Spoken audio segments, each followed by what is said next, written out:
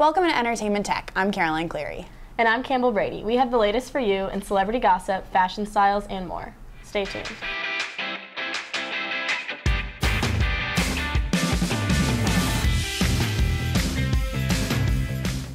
Welcome to the Celeb Chat segment. I'm Rachel Thompson. And I'm Micah Osbury. We'll be starting with the latest gossip. The Because You Loved Me artist Celine Dion admits that her fans know her as an open book, and in an ABC News interview that aired on Good Morning America this week, Dion shows us that side of her. Last August, the singer left her last show to take care of her husband, Renee Angelo, full-time as he battled his second diagnosis of cancer. Her husband is now battling throat cancer and has to be fed through a feeding tube. She states, "He can't use his mouth, he can't eat, so I feed him.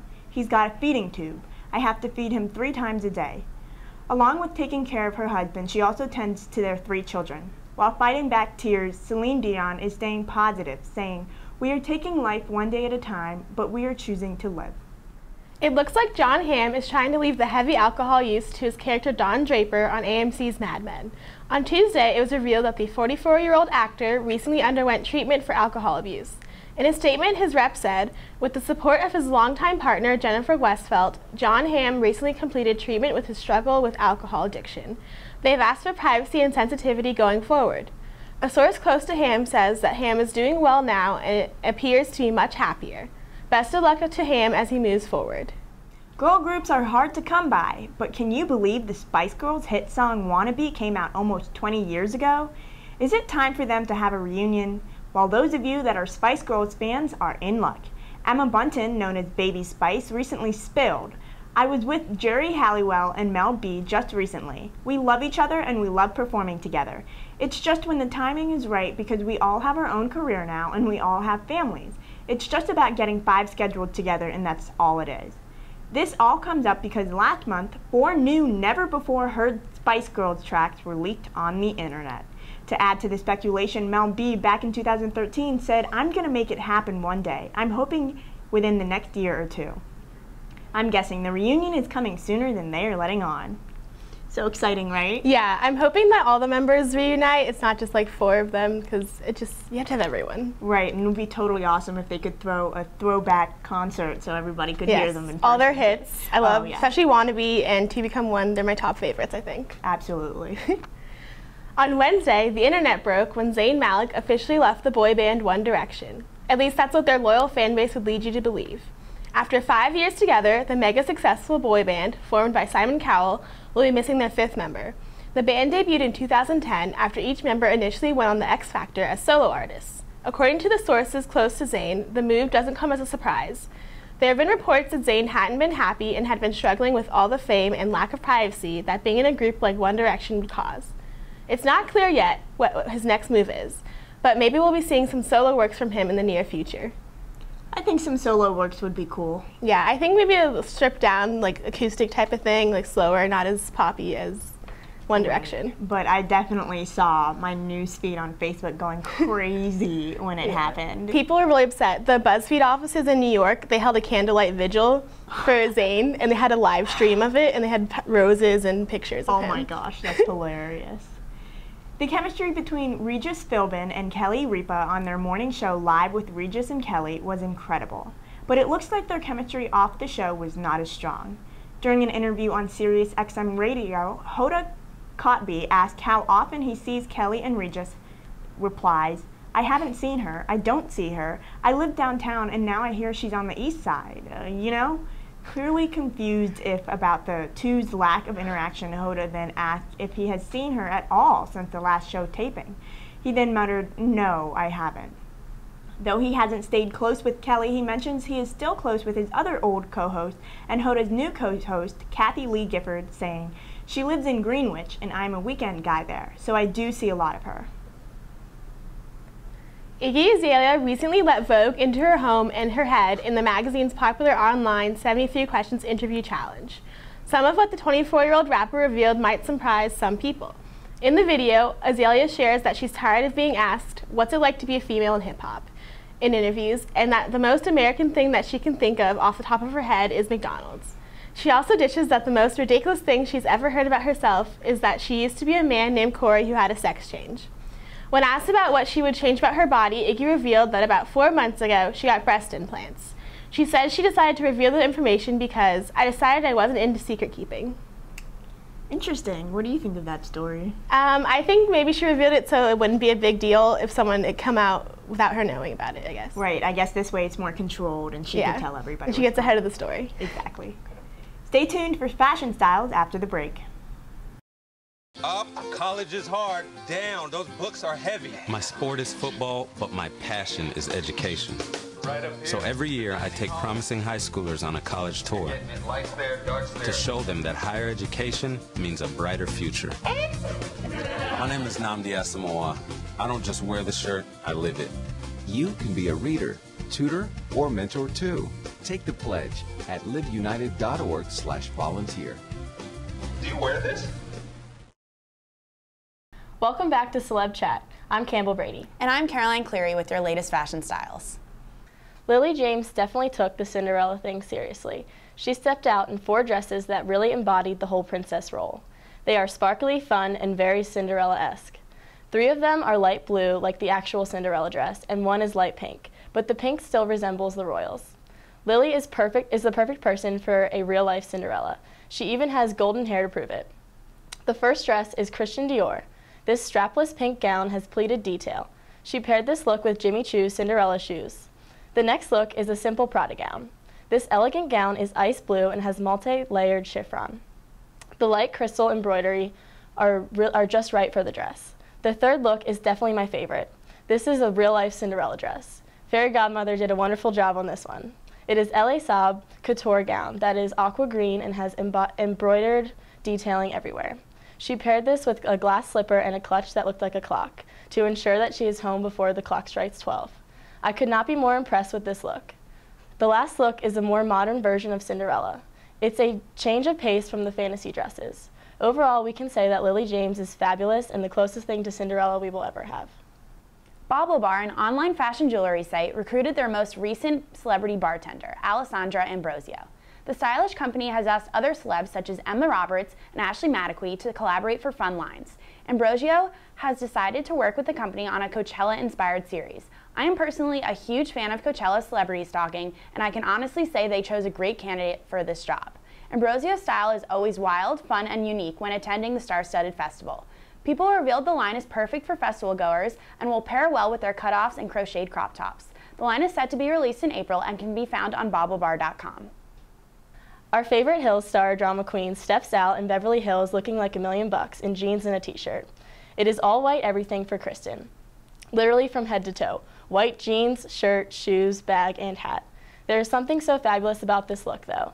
The all white just screams, hey look at me, I'm wealthy. The dark nail polish, gold jewelry, and nude undershirt break up the white a little bit. Her glasses are orange aviators. This is the trend I predict spreading. Right now, blue aviators are in, and you can't walk a mile without seeing someone rocking them. I can see orange ones spreading just as fast. Kristen's street style is on point. The newest Vogue spread was released this week, and everyone is going crazy over it. The stars of the spread and the fashion world in general are Kendall Jenner and Gigi Hadid. Jenner, stepsister to the Kardashians, and Hadid, daughter of famous model and Beverly Hills housewife Yolanda Foster, are blowing up the modeling world. Straight off the runway in Paris, Jenner and Hadid released this insanely gorgeous Vogue spread shot by renowned photographer Mario Testino. There are multiple shots within the spread, but only one released so far of just the 2 girls. They are seen walking down the street in beautiful outfits as Hadid is on the phone and Jenner carries her sister Kylie's dog, Norman. Then the girls split up and took some shots with other male celebrities. Jenner took 2 photos with Justin Bieber, one lounging by the pool and one embracing by a ladder. She also took a photo with teen heartthrob Ansel Elgort. Both looking fabulous, they are photographed in a car looking as if they're going on a date. Hadid then took a series of photos with boyfriend and Australian singer Cody Simpson. One shot has caused a significant amount of discussion. Testino, known for doing towel series, in which he shoots celebrities provocatively but tastefully in their towels, Testino shot a naked Hadid and Simpson wrapped in a towel, and many found it to be inappropriate. I personally think all the photos he took were breathtaking, and I can't wait to buy the issue of Vogue. Khloe Kardashian is looking fabulous in Balmain when she is hosting an event at 10 Oak, Las Vegas on Friday night. This dress is skin tight, nude, and white. She paired it with plain nude pointed heels and her hair down. Her hair is a lot lighter now for the change of seasons. She really looks good this blonde. This dress reminds me of a similar dress that Serena van der Wood's in Rocked On Gossip Girl. The cage-like pattern is very interesting and trendy. This is actually the first time I have ever featured Chloe for her fashion because she is killing it. This week in Worst Dressed News, we suffer from two celebs who took their looks a little too far. First up, we have Ashley Tisdale, who wore a long-sleeved, high-neck black gown. The gown has 2 thigh-high slits and is accented with multiple gold belts. Tisdale then slicked her blonde hair back and wore pointed toe heels. The slits in the dress do not flow with the style. They are awkwardly placed and offer up too much skin. Along with the slits, the shape of the shoe does not go with the shape of the dress. However, I love her and I know she'll bounce back. Next, we have Jennifer Lopez. Now, I am a huge J.Lo fan, but even I can't defend her latest fashion choice. She wore a baggy white t-shirt, baggy yellow pants, and white sneakers, and a furry white scarf. Her makeup and her hair were all done up, and yet her outfit doesn't reflect that mood. The whole ensemble is too mixed-matched for my taste, and I'm struggling to get on board. All she had to do, in my opinion, was put on jeans, and then she would have been set. With that being said, Jenny from the block can basically do anything she wants, so it's hard to argue with her on this one. I don't know about you, but I'm so excited about Alessandra Ambrosio's new Coachella line with Bobble Bar. She's my favorite model, but seriously, I'll never be cool enough to go to that music festival. So. I want to go so bad. But the reason I would go would mainly just be to see celebrities. Yeah, that is so cool. I feel like everyone would just make fun of me. The fashion's awesome, too. I wouldn't even care about the music. I would just go for the celebrities, so it wouldn't really even matter. Well, that's it for the fashion segment. Stay tuned for my makeup tutorial.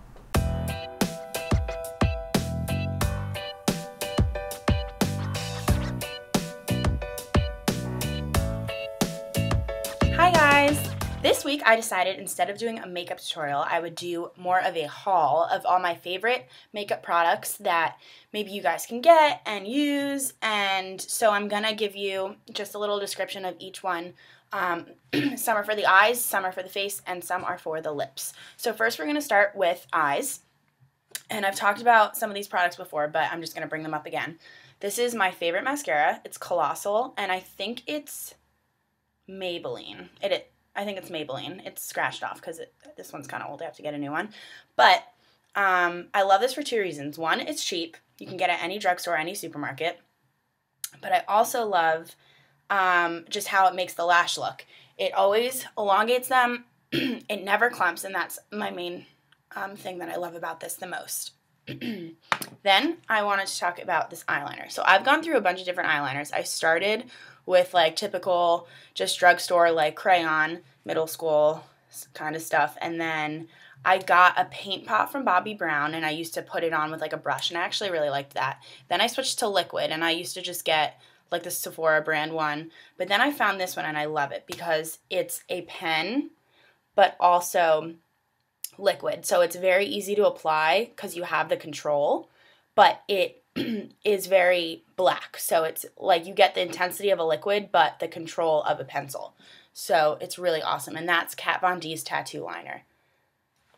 So that's one for the eyes that I love. And then just to bring up another mascara, I love this mascara. And it's probably my favorite one that's not from a drugstore. And I got this a little while ago. I don't use it anymore because I haven't bought it again because it is a little pricey. But this is one that I actually really, really like. I tend to like drugstore mascaras better, and I've tried like other ones, designer ones and stuff like that, but I just like this one the best out of all like ones that I've gotten at Sephora and stuff, and it's Benefit's They're Real Mascara, and I love this one. So then for the face, I don't like to use a lot of liquid foundation, but sometimes I have to. So I use Bobbi Brown, and I use their BB cream. So the difference between a foundation, like a liquid foundation, and a BB cream is a BB cream is a little bit lighter. It's in between like a moisturizer and a foundation. Because I don't like that caked on look. It just doesn't look good. But I love this because it really evens out your skin tone. So I tend to get red in places and there's just discoloration. So this really evens everything out and it just makes your skin look flawless. So I love this. This is their BB cream and then it has SPF 35. So that's always good. And I have it in the shade medium. So that's that. And then I also have, my mom just bought me a beauty blender, and I honestly haven't used it yet, but I've watched a lot of videos on it, and it just is like the coolest thing. So it's a sponge, and I put this on, I put the BB cream on with a brush, but this is another way they just like designed this, I think maybe like a year and a half ago, and people love it. And it's just a different way to apply your foundation, and it supposedly goes on so smooth and so flawlessly. So once I use it, I'll let you guys know how much I like it, but I've only heard great things. So I'm really excited to use this one. Thanks, Mom. And then another thing, I bought this a couple months ago because whenever I wake up in the morning, I'm just like super puffy. It's just something that I have to deal with. So I heard about this, and it's Garnier Fructis, and it's a Skin Renew Anti-Puff Eye Roller. Now, I put this on sometimes. I don't use it all the time because I'm still trying to debate if I actually think it works. But I think it's a really cool idea, and I think it does work. Sometimes better than others, but I think it does. And you just roll it on your eyes in the morning right here, and it's supposed to get all the puffiness away. And I think it does, honestly. I think it works, and I think it's kind of a cool little trick because I know a lot of people wake up with a little bit of puffiness under their eyes in the morning. So I think that's also a really cool thing. So, another thing for the eyes. I forgot this one. It's probably my favorite eyeshadow palette. It's by Bare Minerals, and it's the palette's called The Top Shelf, and it includes the colors Mixologist and Cognac.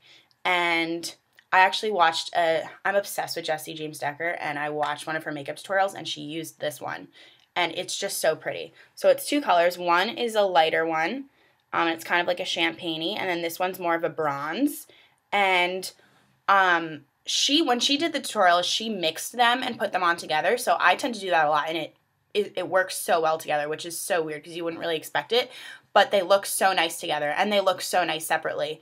And I've seen it look good on multiple people, whether you have blonde hair, whatever color your eyes are, and I love this palette, so I would really suggest it. I wear it all the time. I'm obsessed with it.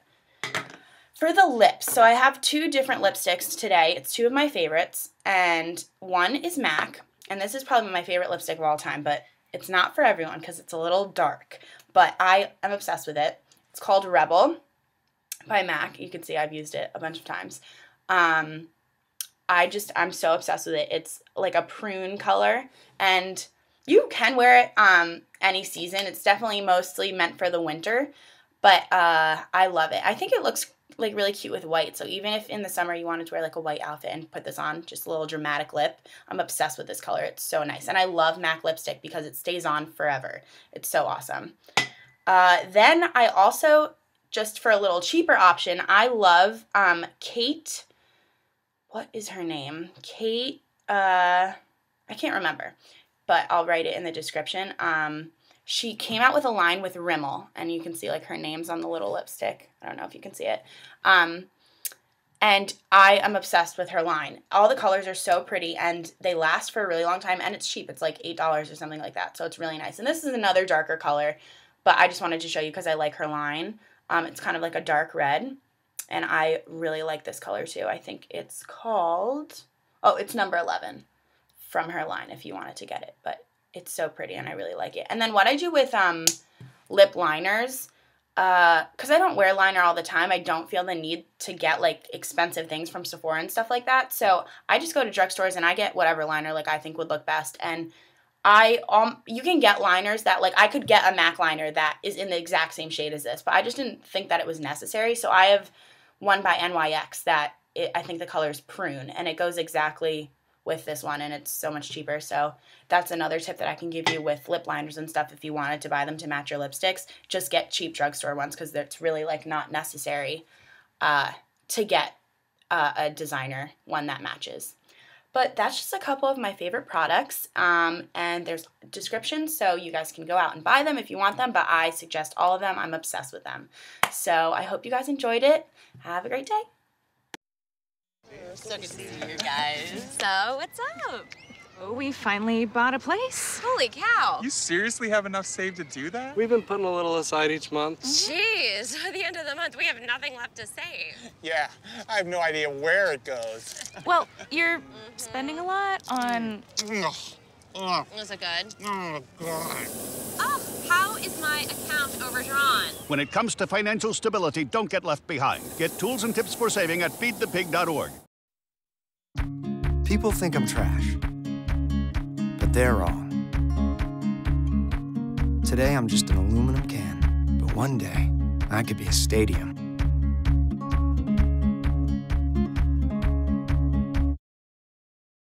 Hello, I'm Madeline Fowler. And I'm Alexis Walsh with upcoming events. The 4th annual Rock the Blocks Music and Arts Festival is taking place this Friday, March 27th, and this Saturday, March 28th.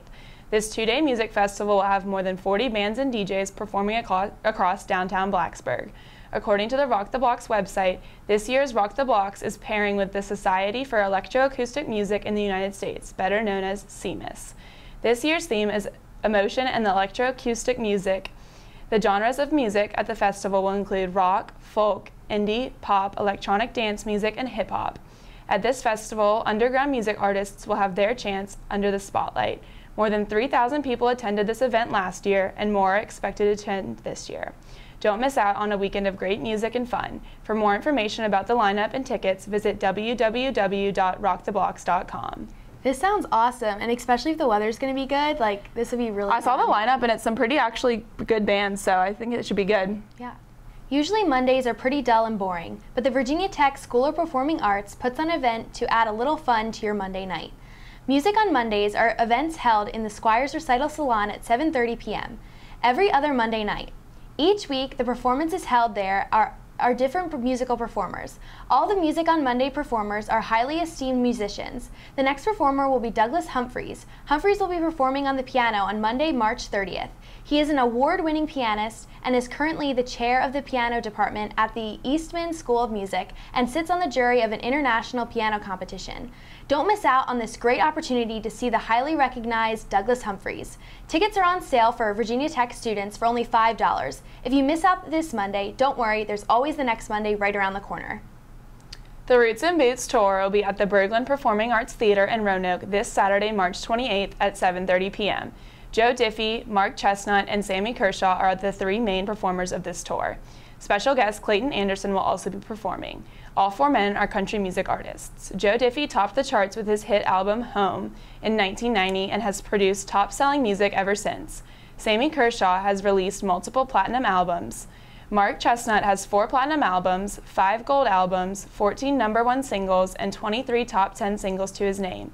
If you are a fan of country music, I'm sure you know who these artists are and would love to see them live in concert.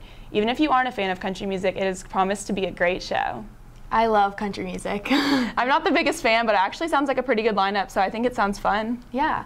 Well, Liz Lerman, a professional choreographer, will be presenting her theatrical dance performance, Healing Wars, at the Moss Center for the Arts at Virginia Tech. The performance will take place on Friday, March 20th at 7:30 p.m.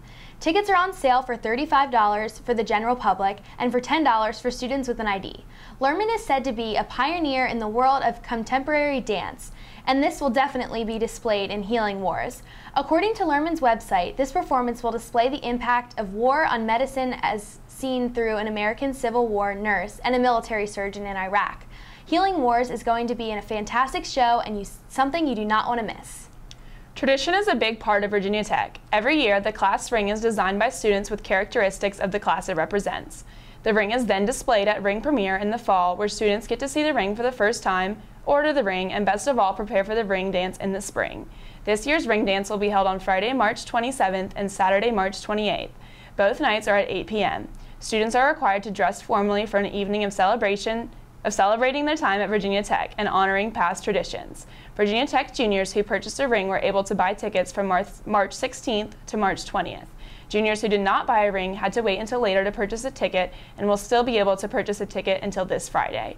If you are a junior at Virginia Tech, don't miss out on this year's ring dance. And if you aren't a junior, you will have to wait for this tradition until you are. This tradition was actually one of the reasons I came to Virginia Tech. I am so excited for junior year. It's going to be awesome. Yeah. On Thursday, March 26th at 7 p.m., the annual Take Back the Night rally and march will be held at the Henderson Lawn Outdoor Stage in downtown Blacksburg. Take Back the Night is held the last Thursday of March every year. This year's event will be the 26th annual Take Back the Night at Virginia Tech. Take Back the Night is a rally and candlelight march in order to protect gender-based violence. The purpose is to educate people on attitudes, beliefs, and behaviors that create this type of violence.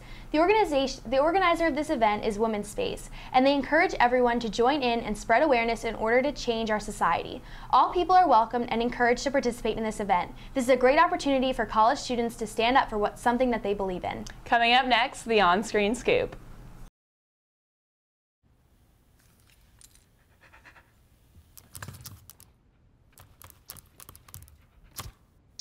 There's a shelter pet who wants to meet you. Meet one today. Visit theshelterpetproject.org. Adopt. We're back with the on-screen scoop. I'm Sarah Mullerian. And I'm Kyle Cook. eOnline did a poll of what TV series had the worst finales, and I was extremely surprised with the results. Number 1 on the list with the worst series finale was one of my favorite series of all time, Dexter. The show tells the story of a serial killer living in Miami leading a double life as a blood spatter analyst for the Miami PD. I felt that this finale was gloomy and abrupt, but by no means would I say it was the worst in TV history. When I first saw this poll, I assumed Lost would be on one of the top spots, but it was ranked only 5th worst. I was surprised by this because the series was one of my favorites growing up, and I remember the finale disappointed almost all of its viewers. Seinfeld was ranked worse than Lost, taking the 3rd spot on this list. I have not personally watched the finale of Seinfeld, but I love the show and I've never heard horrible reviews of the finale. I watch a lot of TV, and this poll did not reflect any of my feelings towards the worst finales. I wonder if other audience members feel the same way, or if I'm just missing something. Last night we saw the end of Hollywood's best-kept secret, Kroll Show. Named after its star Nick Kroll, who is popular for his role as Rexon on FX's The League, and other small roles with shows including Parks and Rec and Community, Kroll Show is a pre-taped variety show on Comedy Central that carefully, yet boldly, parodied television series like Degrassi, America's Got Talent, and reality shows that you might see on Bravo. The show featured a dozen recurring sketches and characters, including Publicity, a PR firm with both girls named Liz, and Canadian pop star sensation Brian Lacroix, whose creation is obviously a means to make fun of Justin Bieber.